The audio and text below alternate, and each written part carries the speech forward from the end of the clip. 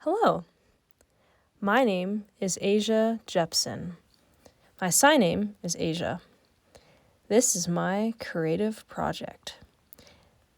The name of my project is Deaf Can, an exploration of the communication, spirituality, disability, and identity of Teresa de Cartagena, a deaf nun in the Middle Ages.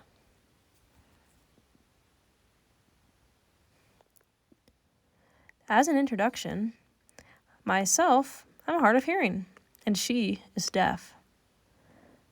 Now, Teresa de Cartagena, she lived in a very different time compared to me.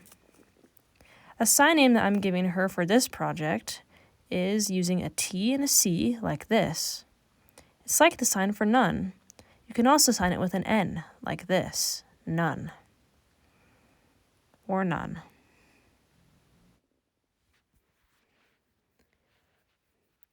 But the two of us, we have a lot of similarities. The two of us will be late deafened in life. We dedicate our lives to God, have hearing loss, and we depend on the tools that we have, whether it's writing, hearing aids, lip reading. For her, she became deaf and it was a big struggle. She felt very isolated, but she found writing and it became her main way to cope. For me, I found ASL and it's helped me feel so much more confident. This caused me to wonder, what if Teresa herself found sign language? I wanted to expound upon this and explore this idea of what that could have looked like for her. Well, is there any record of her using sign language? Not really. So, I translated a few select passages that she wrote into ASL to share and illuminate what her deaf voice could have looked like back then. The primary source is her own words, along with a commentary of other scholars. For accessibility reasons, I want to let you know. First, we have ASL, visual vernacular, and a combo of signs that I found researching monastic sign language. There's also a voiceover and captions. So please, go ahead, turn up your sound if you're hearing.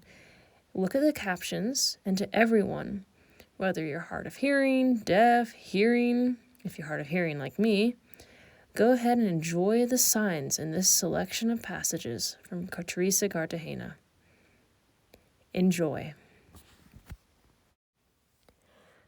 To avoid succumbing to these two dangers, solitude and idleness, and since I cannot rid myself of solitude, I want to drive idleness away so that it cannot join with solitude.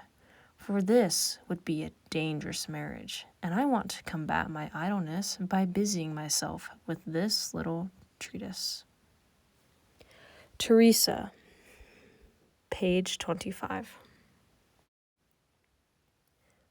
She was a conversa, which means the daughter of a Jew converted to Christianism in the midst of Spain's political campaign to purify all blood and beliefs through expulsion or death. Although her family blended seamlessly, her works continually stressed a politics of identity that focus on the outcast and the acceptance of the other.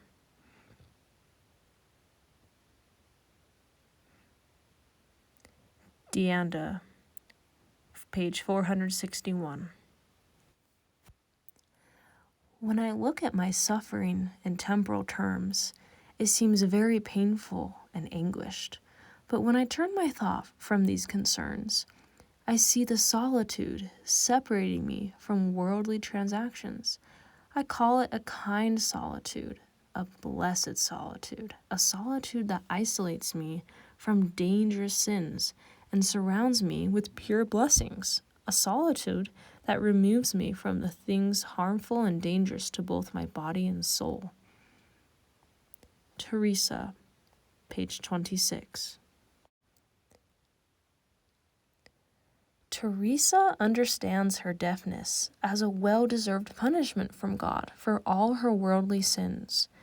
The author embodies her deafness as a blessed and beneficial experience in which she had to overcome her state of loneliness from physical, psychological, and even social isolation. Kim.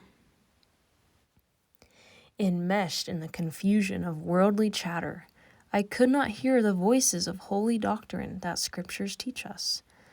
But, merciful God, who was with me in this din, and knew how important it was to my health to have the chatter cease so that I would better understand what was necessary for my salvation, signaled me with his hand to be quiet. And one may well say that this suffering is given to me by his hand, and I, silenced by force, did not willingly listen to what I should hear. Rather, I struggled to further my own harm, and merciful God added a second sign with his finger to his lips, clearly indicating that it is not his will that I speak of things of this world, but that I be completely silent.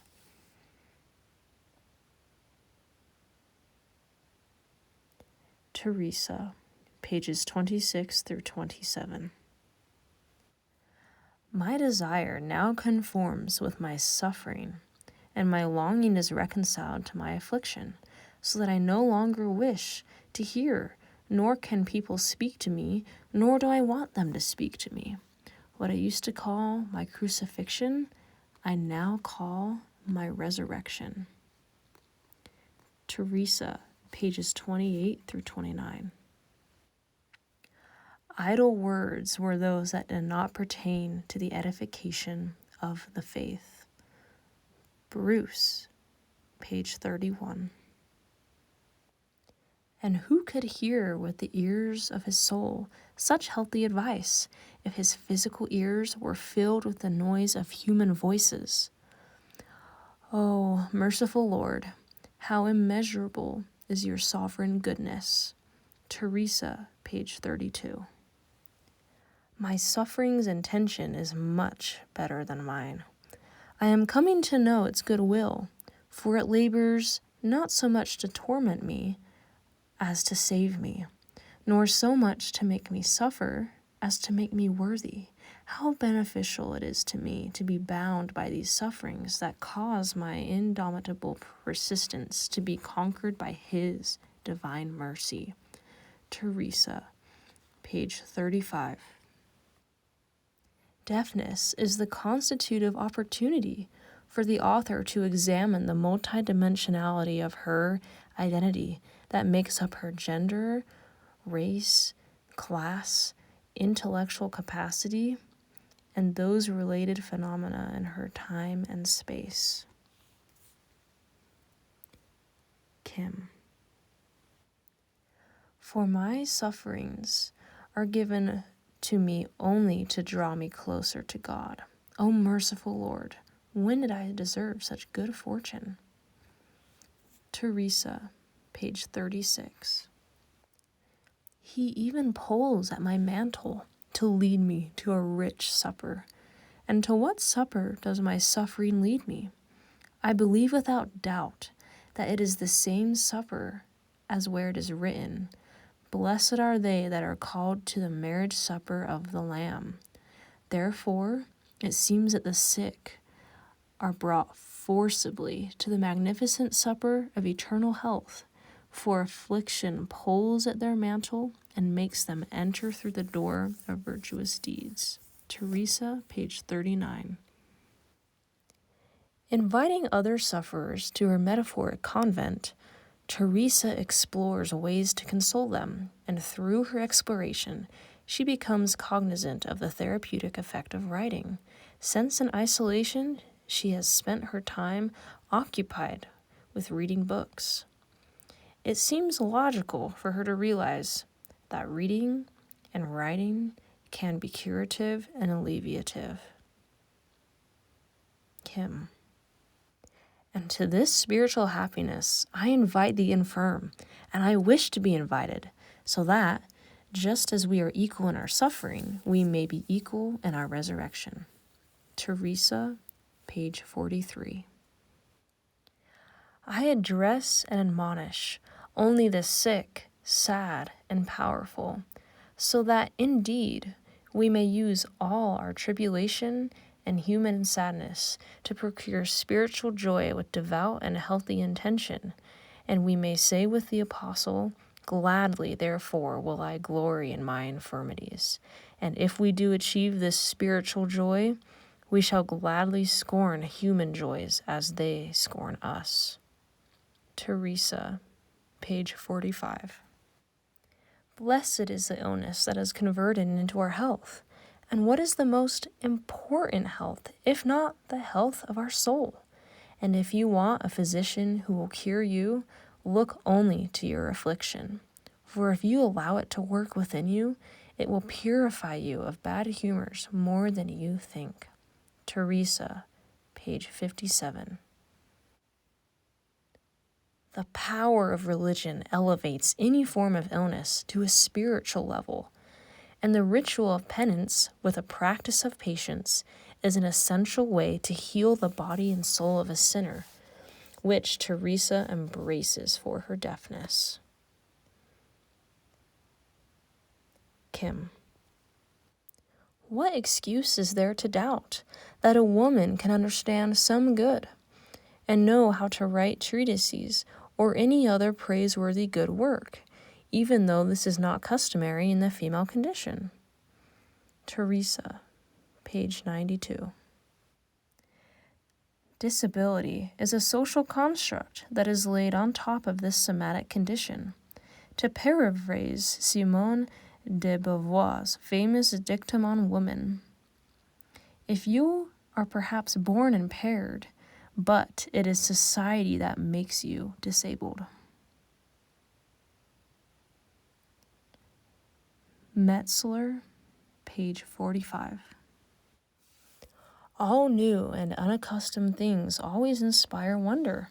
However, those that marvel should note that there is a kind of wonder that praises and venerates the Maker, and there is another wonder that neither praises nor serves our sovereign Maker, but rather insults and offends him. Therefore, it is fitting that we examine well when and how and why we marvel. Teresa, page 95.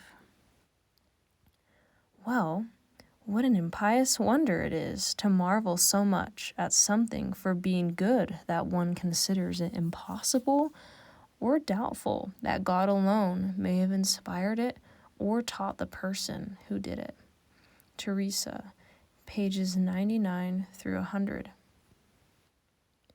People marvel at what I wrote in my treatise, and I marvel at what I kept quiet. But I do not marvel doubting, nor do I insist on my wonder. Teresa, pages 102 through 103. Teresa never shies away from reminding readers of her own physical impairment, her deafness, and she reiterates that God had taken away her ability to hear so that her soul could become silent to the things of the world and attentive only to the understanding by which he had enlightened her. Scarborough. Thank you so much for watching. Hope you enjoyed. Bye.